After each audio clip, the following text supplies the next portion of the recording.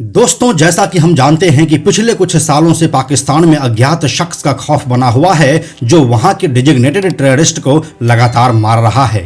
ऐसे ही पिछले दिनों दाऊद के मरने की खबर आई थी कि किसी ने उसके खाने में जहर दे दिया है और दाऊद अब जिंदगी और मौत के बीच जूझ रहा है। लेकिन यह खबर 2 दिनों के बाद ही शांत हो गई क्योंकि यह एक झूठी खबर थी।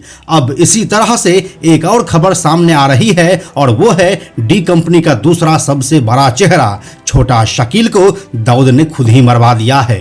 क्योंकि अभी अपने देश में लोकसभा चुनाव और स्वाति मालीवाल वाला न्यूज कुछ ज्यादा ही चल रहा है, इसलिए इस खबर पर मेन स्ट्रीम मीडिया ने ज्यादा ध्यान नहीं दिया। फिर भी क्या अपडेट है छोटा शकील का और क्या उसे सच में खत्म कर दिया गया है, आइए आपको बताते हैं सब कुछ आज की इस वीडियो में। हेलो एंड नमस्कार, मेरा नाम है प्रशांत और आप देख रहे हैं बेजोड़जोरा.com का यूट्यूब चैनल। दोस्तों, मुंबई अंडरवर्ल्ड के बारे में कुछ दिनों पहले हमने आपके लिए यह वीडियो बनाया था। इस वीडियो में हमने बताया था कि न्यूज पोर्टल दैनिक भास्कर के मुताबिक मुंबई अंडरवर्ल्ड में दाऊद के आपराधिक सिंडिकेट डी कंपनी का बॉस बदल दिया गया है और अब छोटा शकील की जगह पर अनीस इब्राहिम डी कंपनी का नया बॉस बना है। इसमें लिखी रिपोर्ट के मुताबिक भारतीय खुफिया एजेंसियों ने सूत्रों से यह दावा किया है कि पाकिस्तान के कराची में छिपे बैठे दाऊद इब्राहिम ने डी कंपनी का काम छोटे भाई अनीस इब्राहिम कास्कर को सौंप दिया है। ये जिम्मेदारी अब तक दाऊद का सबसे भरोसेमंद छोटा शकील संभाल रहा था, लेकिन 2 साल से दाऊद और शकील में मनमुटाव होने से यह काम प्रभावित हो रहा था, इसलिए दाऊद ने शकील को रिप्लेस कर दिया। आज की यह कहानी उसी वीडियो का आप अगला भाग मान सकते हैं क्योंकि उसी के जस्ट आगे से अब कहानी शुरू होती है। दोस्तों, इस बात को तो हम आपको पहले के कई अंडरवर्ल्ड वीडियोस में बता चुके हैं कि अनीस इब्राहिम दाऊद का अपना सगा भाई होने के बावजूद कैसे डी कंपनी का सीईओ नहीं बना और यह गद्दी पहले छोटा राजन के पास गई और फिर समय के साथ छोटा शकील के पास। वैसे उस पूरी कहानी को आप इस वाले वीडियो में ही ऊपर के आई बटन पर क्लिक करके देख सकते हैं। अब कहानी उसके आगे से शुरू होती है। छोटा शकील डी कंपनी का सीईओ तो बन चुका था, लेकिन इस बात का जिसको सबसे ज्यादा दुख हुआ वह था दाऊद इब्राहिम का अपना सगा भाई अनीस इब्राहिम।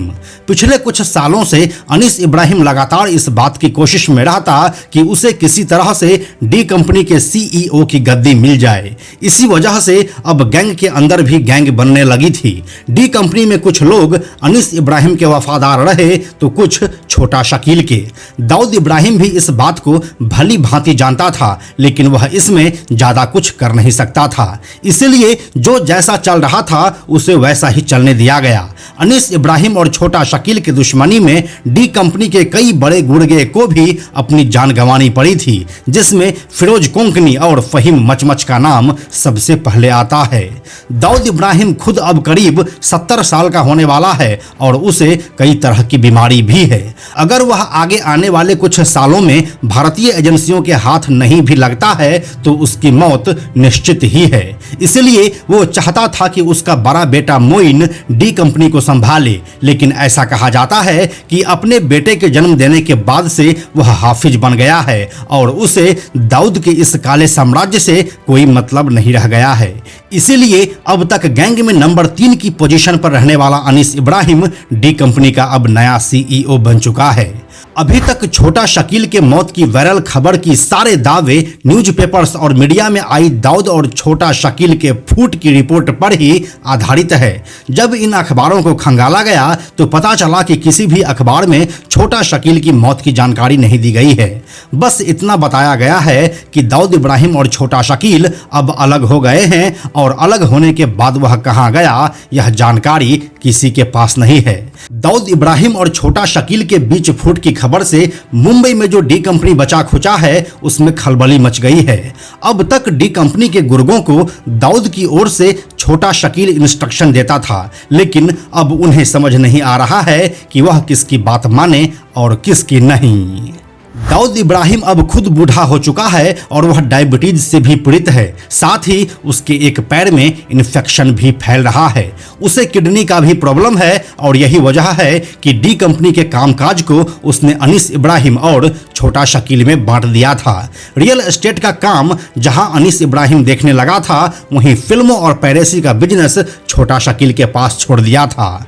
मुंबई का कारोबार उसका भाई इकबाल इब्राहिम कास्कर देखता था, लेकिन इकबाल कास्कर की गिरफ्तारी के बाद छोटा शकील मुंबई का कारोबार देखने लगा, जो अनीस को पसंद नहीं आया। लेकिन सिर्फ इसी वजह से छोटा शकील दाऊद इब्राहिम से अलग हुआ है, इस बात की पुष्टि तो मुंबई पुलिस भी नहीं कर रही है। छोटा शकील दाऊद इब्राहिम का सबसे भरोसेमंद साथी रहा है। वह दाऊद के साम्राज्य का सबसे बड़ा वजीर और दाऊद का सबसे बड़ा राजदार भी है। ऐसा बताया जाता है कि डी कंपनी के किसी भी मेंबर से दाऊद खुद कभी बात नहीं करता था। दाऊद के लिए हमेशा छोटा शकील ही बात किया करता था। डी कंपनी में छोटा शकील की बातों को दाऊद इब्राहिम का फरमान माना जाता था, लेकिन जब से ये खबर आई है कि दोनों अलग हो गए हैं, तब से कुछ लोग ये भी मान रहे हैं कि छोटा शकील दाऊद के इतने राज जानता है कि उसके अलग होते ही दाऊद उसकी हत्या करवा सकता है। अब अलग होने के बाद छोटा शकील कहां गया, किस हाल में है, ये जानने के लिए इंडिया टीवी न्यूज ने सीधे छोटा शकील से फोन पर बात की।